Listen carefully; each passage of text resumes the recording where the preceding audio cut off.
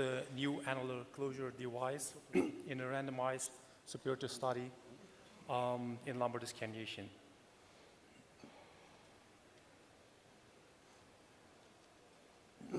My disclosures. The short-term discectomy outcomes can be very excellent, but what about long-term discectomy outcomes? There are a lot of studies, for example, the Swedish study with almost 3,000 discectomy patients with only 76% patient satisfaction. And also in Washington State study with almost 20,000 discectomies, 30.2% reoperation rates. Finnish study, more than 25,000 discectomy patients, 18.9% reoperation rate.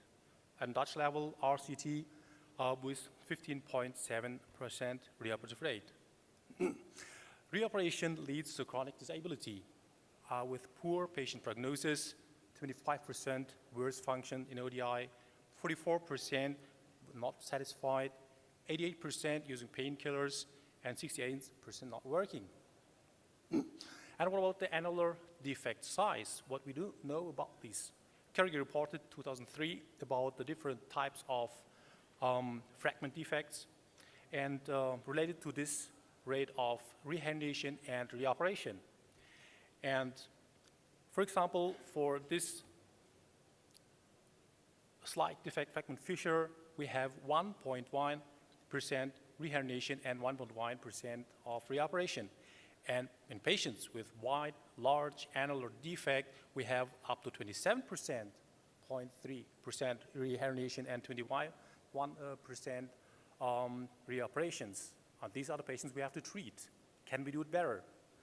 If these are patients at risk, and we have no new tool, we have faced these facts. But we have a new tool. It's an anchor-based closure device for the annular defect called Barricade. You see with the titanium anchor, which is implanted into the bone, and with a polymer mesh, which should prevent reherniation, and with a small iridium marker on the tip of the mesh, which shows the appropriate position of the implant. Such kind of new devices with safety and efficacy must be rolled out in a study. So we conducted an international multi-center randomized controlled trial with this device with 554 patients, and device versus control 278 versus 276 in 21 centers around Europe, 6 countries. Inclusion criteria also 21 to 75 years old. Think of osteoporosis, it's one of the exclusion criteria, and more than 6 weeks conservative therapy, which meets the criteria of FDA, and ODI and leg pain, neck pain, more than 40%. Surgical technique should be a limited discectomy. So therefore, we need at least a disc height of 5 millimeters. And you can measure the annular defect with such kind of devices, at least 4 millimeter in height and 6 millimeter in width. The methods, there was been more than 3,000 patients screened for the study, but we have a lot of screen failure. Patient didn't sign the conforming consent, and less than 6 weeks conservative therapy, and also disc height, less than 5 millimeters. And the prior criteria met by 647, and we have had only 93% intraoperative skin failure. That means we have a lot of patients in the majority with big, large annular defect. Do we search this?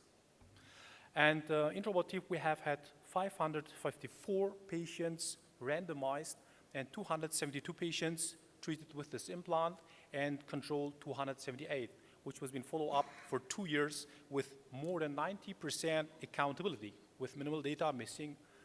That's a great effort. And the patient analysis is also ongoing. We didn't stop after 2 years. We extended for 3 years, 4 years, and also 5 years follow-up of the patients. The patient characteristics, there is no significant difference in baseline demographics. Mean age, male and female population, primarily Caucasian. The majority of the patients are working, and significant preoperative pain and functional impairment in leg pain, back pain, more than 80%. And also the mainly operative levels are L4, 5, and L5S1.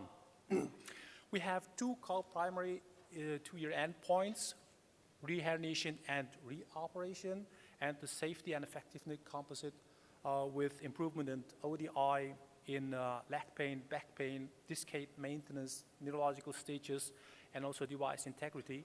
And for rule out the superiority, we have met all these criteria. It's a quite big goal. And the study confirmed the patient at risk with reherniation rate in control population 1 in 4. And symptomatic reherniations are here a red line in control and reduced up to or more than 50% in barricade, which shows the superiority of this device.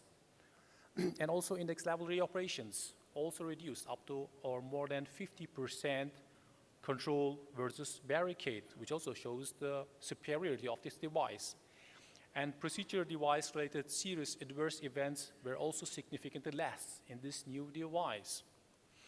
Removal, revision of barricade is also possible without any more risk than control the operations concerning the OR time. Revision strategies with rediscectomy, you can also remove the device, you can make a fusion, anterior, posterior, pay-lift, tail-lift without any restrictions.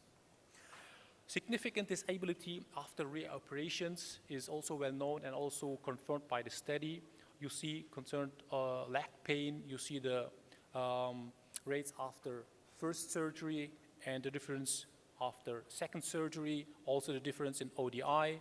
So the patients report more chronic pain and disability than non-operated patients. We can see this in, oh, sorry. Can I have the last, okay. In ODI, leg pain, back pain, and working status, this is very interesting. More than 50% of patients reoperated are not working.